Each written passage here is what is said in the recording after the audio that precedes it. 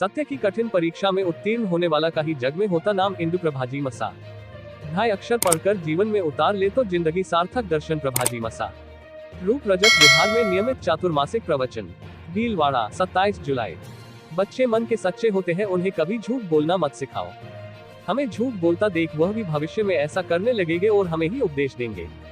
राजा हरिश्चंद्र जैसे महापुरुषों को सत्य के प्रति निष्ठा के कारण आज भी याद किया जाता है। सत्य की राह कठिन हो सकती लेकिन हार कभी नहीं होती। सत्य की कठिन परीक्षा में उत्तीर्ण होने वाला का ही जग में नाम होता है।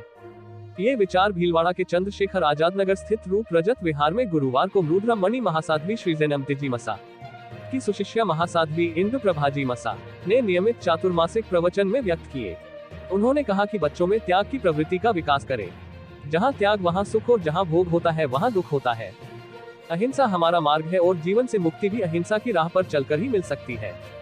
साध्वी श्री ने कहा कि जीवन में उच्च विचारों के साथ आत्मा को निखारने वाला ही श्रेष्ठ होता है। हमारे कर्म ऐसे हो जो हमारी आत्मा के कल्याण में सहायक हो। उन्होंने जैन रामायण के विभिन्न प्रसंगों की चर्चा करते हुए बताया कि किस तरह मारुत, रावण व वसु एक साथ पढ़ाई करते हैं। रावण के समय ही हिंसक प्रवृत्तियां शुरू होती है जो दुनिया में आज तक चल रही है। धर्म सभा में मधुर व्याख्यानी दर्शन प्रभाजी मसा ने कहा कि जीवन में त्याग, भाग्य, व्रत, प्रेम, कर्म, धर्म जैसे ढाई अक्षर ही सबसे महत्वपूर्ण होते हैं। जो इन ढाई अक्षर को पढ़कर समझ ले और अपने जीवन में उतार ले वह पंडित बन जाता है, उसका जीवन सफल हो जाता है। हम जीवन का अंतिम लक्ष्य प्राप्त करना चाहते हैं तो हर इंसान से प्रेम करना सीखना होगा। उन्होंने कहा कि हम ढाई अक्षर समझ उसी अनुरूप आचरण करें तो जीवन सफल हो सकता है। दुनिया में सबसे सुखी इंसान वही है जिसे सोते ही नींद आ जाए। साध्वी श्री ने कहा कि सत्य सहजता से बोला जा सकता है पर झूठ बोलते समय इंसान को हमेशा भय रहता है कि कहीं कुछ गलत बात मुंह से निकल जाए या पोल न खुल जाए। झूठ छोड़ने पर कोई परेशानी नहीं होगी लेकिन सच का त्याग कर दिया तो जीवन में दुख आएंगे।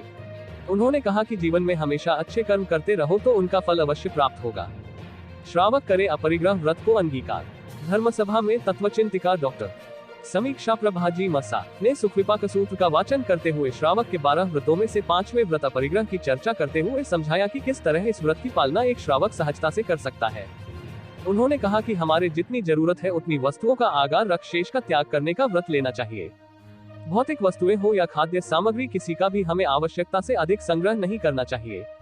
उन्होंने कहा कि हम चाहे अधिक वस्तुओं का उपभोग नहीं कर रहे लेकिन अपरिग्रह का व्रत नहीं ले रखा तो उसका लाभ नहीं मिलेगा। व्रत अंगीकार कर व्रती श्रावक बनना चाहिए। धर्म सभा में आदर्श सेवाभावी दीप्ति प्रभाजी मसा ने भजन की प्रस्तुति दी। धर्म सभा में आगम मर्मज्ञ डॉक्टर चेतनाश्री जी मसा, नवदीक्षिता हिरल प्रभाजी मसा का भी सानिध्य प्राप्त हुआ। अतिथियों का स्वागत श्री अरिहंत विकास समिति द्वारा किया गया। धर्म सभा में शहर के विभिन्न क्षेत्रों से आए श्रावक श्राविका बड़ी संख्या में मौजूद थे। धर्म सभा का संचालन श्री सिंह के मंत्री सुरेंद्र चौरड़िया ने किया। चातुर्मासिक नियमित प्रवचन प्रतिदिन सुबह 8:45 बजे से 10 बजे तक हो रहे हैं। बच्चों को प्रेरित करें द्रव्य मर्यादा रखने के लिए। महासाध्वी दर्शन प्रभाजी मसा ने बताया कि चातुर्मास में रविवार से 18 वर्ष तक के बच्चों के लिए 15 दिवसीय द्रव्य मर्यादा तप चंद्रकला तप शुरू करने की भावना है।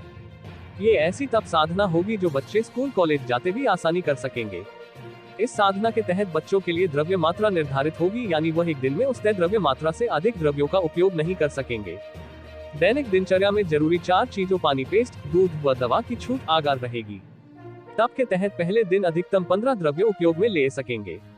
इसी तरह 31 जुलाई को अधिकतम 14 द्रव्य एवं निरंतर घटते क्रम में तप साधना के अंतिम दिन 13 अगस्त को 1 द्रव्य का ही उपयोग कर सकेंगे। जो भी बच्चे द्रव्य मर्यादा तप से जुड़ना चाहे उनके नाम साध्वी वृंद या चातुर्मास आयोजक श्री अरिहंत विकास समिति के पदाधिकारियों को लिखवाने होंगे। समिति के अध्यक्ष राजेंद्र शुक्लेचा के अनुसार चातुर्मास के तहत प्रतिदिन सूर्योदय के समय प्रार्थना का आयोजन हो रहा है। प्रतिदिन दोपहर 2 से 3 बजे तक नवकार महामंत्र जाप एवं दोपहर 3 से 4 बजे तक साध्वी वृंद के सानिध्य में धार्मिक चर्चा हो रही है।